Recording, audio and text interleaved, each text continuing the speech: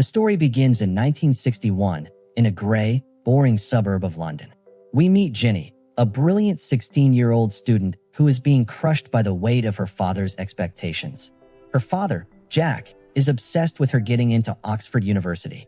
To him, hobbies like the cello aren't for fun. They are just boxes to tick to impress recruiters. Ginny feels trapped in a life of Latin and silence, dreaming of a version of herself that speaks French, wears black, and lives a life of culture and excitement. One rainy afternoon, Ginny is waiting for the bus, desperately trying to protect her expensive cello from the downpour.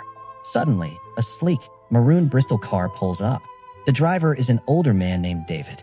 He uses a clever tactic to lower her guard, telling her he isn't a strange man looking to give her a lift, but a music lover worried about her cello getting wet. He suggests she put the instrument in the car while she walks alongside it. Ginny is instantly charmed by his wit and his posh, sophisticated aura. Eventually, she gets into the car, and they talk about music and the Brummie accent in Elgar's compositions. David tells her he studied at the University of Life, and by the time he drops her off, Ginny is completely captivated. The next day, David begins his education of Ginny's entire family. He sends her a massive bouquet of flowers for her concert, which shocks her parents. He then shows up at their house, using his incredible charm to win over Jack and Marjorie. He tells Jack that he knows famous authors like C.S. Lewis and promises to take Ginny to a concert at St. John Smith Square. Jack, who is usually incredibly strict and cheap, is totally seduced by David's high-class connections. Ginny is soon introduced to David's glamorous world. She meets his friends, Danny and the beautiful, elegant Helen.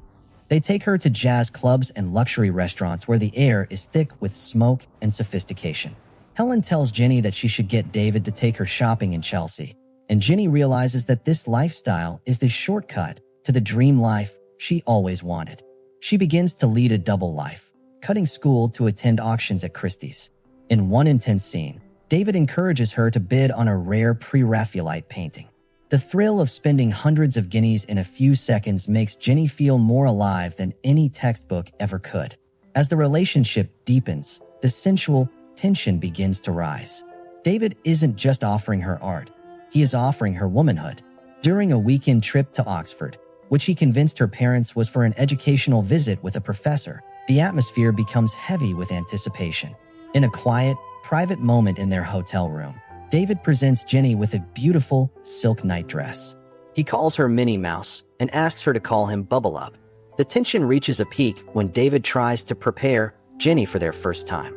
In a scene that is both awkward and revealing of his predatory nature, he suggests they practice using a banana to get the messy bit over with. Ginny is taken aback, laughing it off and saying she doesn't want to lose her virginity to a piece of fruit. She insists on waiting until her birthday trip to Paris, wanting the moment to be as perfect and romantic as the film she admires. David backs off, playing the role of the patient, respectful gentleman, which only makes Ginny trust and desire him more. However, the education takes a dark turn when Ginny discovers how David actually makes his money. She watches as he and Danny trick an old woman out of her home by using stats, moving families into neighboring flats to scare the elderly residents into selling cheap. Ginny is horrified to realize her prince is a con man. When she confronts him, David doesn't deny it. He tells her that the restaurants and the lifestyle don't grow on trees. He gives her a choice: go back to her boring life in Twickenham, or accept the glamorous reality of how the world really works. Addicted to the excitement, Ginny chooses to stay.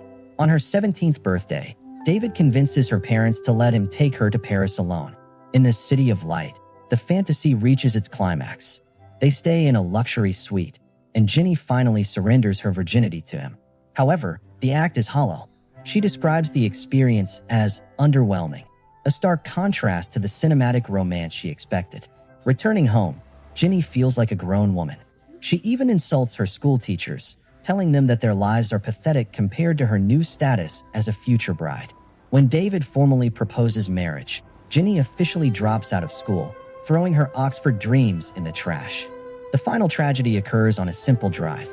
While looking for a map in David's car, Ginny finds a stack of letters hidden in the glove box. They are addressed to Mrs. Goldman. The truth shatters her world. David is married with a child. When she confronts him, he doesn't fight for her. He simply drives away, abandoning her and her family to deal with the social disgrace. Ginny visits David's house and meets his real wife, a broken woman who tells her she is just one in a long line of schoolgirls David has ruined. Ginny returns home, screaming at her parents for not protecting her, only to realize they were just as seduced by the glamour as she was. In the end, Ginny has to start from zero. With the help of her teacher, Ms. Stubbs, she spends a year in real education, studying until her eyes ache. The movie ends with Ginny finally arriving at Oxford on her own merits. She meets a boy who asks if she's ever been to Paris, and she lies, saying she's always wanted to go. She has finally learned the most important lesson: there are no shortcuts to a meaningful life. Make sure to subscribe and turn on notifications so you can watch more videos like this. Thanks for watching.